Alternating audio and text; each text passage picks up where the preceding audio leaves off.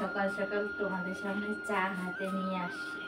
কি আর বলি, সকালে স্নান পূজা সব কিছু কমপ্লিট। আজকে মনে হচ্ছিল যে না, তোমাদের সামনে একটু বসে চা খাই, তার জন্য কিন্তু ক্যামেরার সামনে চলে আসলাম।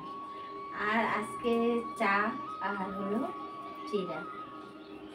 এখন পাস্তা বানাবো, তো অল্প একটু চিড়া নিয়েছি। আচ্ছা,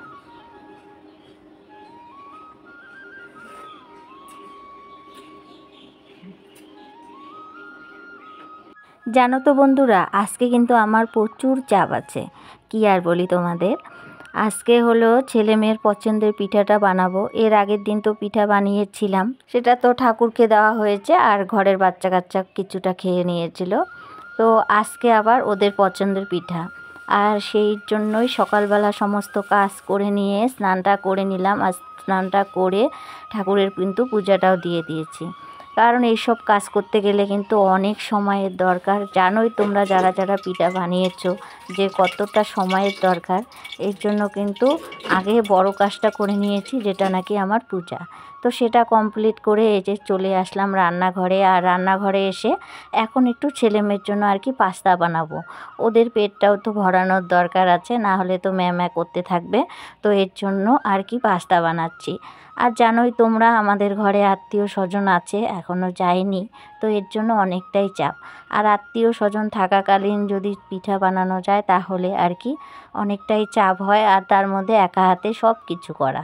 তো এই জন্য পাস্তাটা আগে বানিয়ে বাচ্চাদেরকে খাইয়ে দিই। ওরা চা খায়নি, এই জন্য সকালের আর কি পাস্তা বানিয়ে দিলাম। সবারই পাস্তা টাস্তা খাওয়া হয়ে গেল, সঙ্গে আমিও একটু খেয়ে নিয়েছি পাস্তা। আর এদিকে দেখো মটরশুঁটি গাজর কেটে নিয়েছি, আর এখানে আড়াইটা মানে দুইটা আর অর্ধেকটা বাঁধাকপি কেটে নিয়েছি। লাস্টে এটুকু কম হয়ে গেছে, আর একটু বেশি করলে ভালোই হতো, কিন্তু ভাবছিলাম হয়ে যাবে, তারপরে আর হলো না। তো লাস্টে একটু আবার ফুলকপিও অ্যাড করে দিয়েছি, তার সঙ্গে আলুও অ্যাড করেছি। আজকে কী পিঠা বানাবো সেটা তো তোমরা বুঝতেই পারছো। আজকে কিন্তু আমি সবজি পিঠা বানাবো। এদিকে কিন্তু সমস্ত কাটা বাচ্চা হয়ে গেছে, এখন সোজা যাব রান্নাঘরে। এটাকে রান্না করে তারপরে কিন্তু পিঠাটা ভাজবো।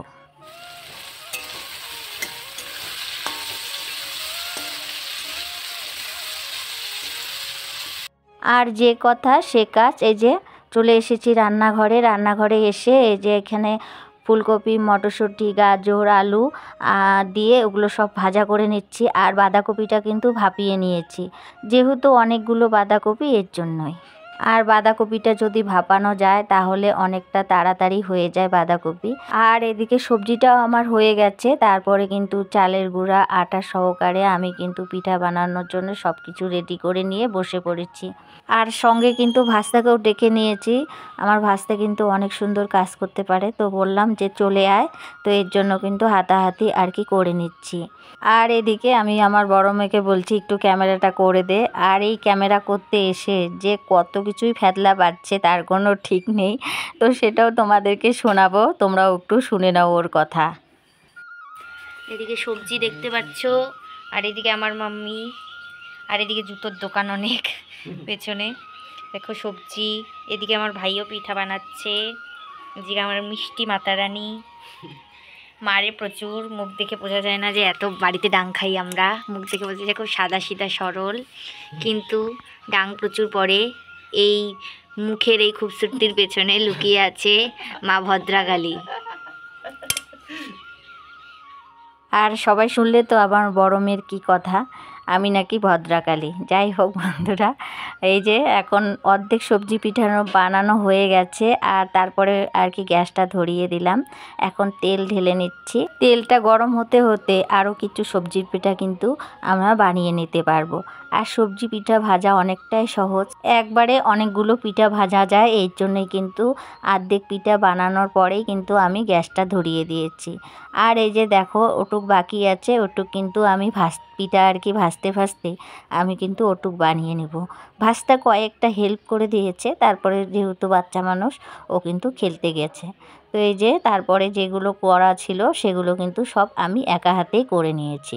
এই যে অনেকগুলো পিঠা একবারে দিয়ে দিলাম, আর সবগুলো পিঠাও কিন্তু একবারেই হয়ে যাবে। ওই আগে আর কি রেডি করে নিতে হয়, এই আর কি। এই যে আগে এই পিঠাগুলো ভেজে নিয়েছি, লাস্ট এই খোলা হলেই কিন্তু কমপ্লিট আর কি সবজি পিঠা বানানো।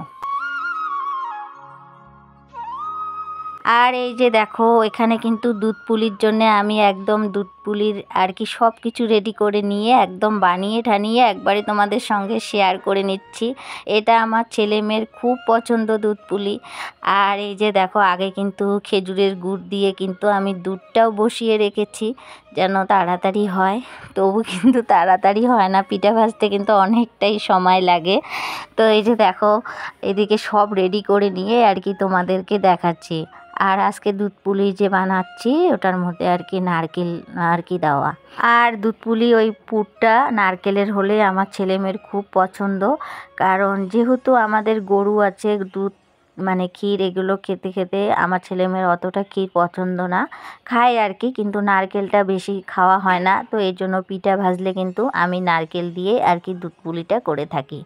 তো এদিকে জায়গা নিচ্ছে না, এতটাই আর কি ট্যাপটাপা হয়ে গেছে ভরে, তবু আর কি আমি হালকা আর কি গ্যাসটা আর কি কমিয়ে দিয়ে আর কি জাল দিচ্ছি। আবার কোন বাসন আর কি আবার নষ্ট করব, এই জন্য ভাবলাম যে থাক এটার মধ্যে আস্তে আস্তে হতে থাক। তো বেশ সুন্দর হয়েছে। তারপরে এই যে দেখো কিছুটা নারকেলের আর কি চাচি ছিল, তো সেগুলোকেও আমি দিয়ে দিচ্ছি এখানে, কারণ বেকার রেখে তো কোনো লাভ নেই। আর আমার ছেলেমেয়ে নারকেল খুব ভালোবাসে, যে কোনো নারকেলের আইটেম আমার ছেলেমেয়ে সেই ভালোবাসে। আর আজকে কিন্তু আমি আমার ছেলেমেয়ের জন্য এই সব জিনিসগুলো বানাচ্ছি। তার সঙ্গে তো জানোই বাড়িতে আত্মীয় স্বজন এসেছে, সেদিনকে তো অল্প কয়টা পিঠা ভাজা হয়েছিল, তো এর জন্য আর একটু করে নিচ্ছি।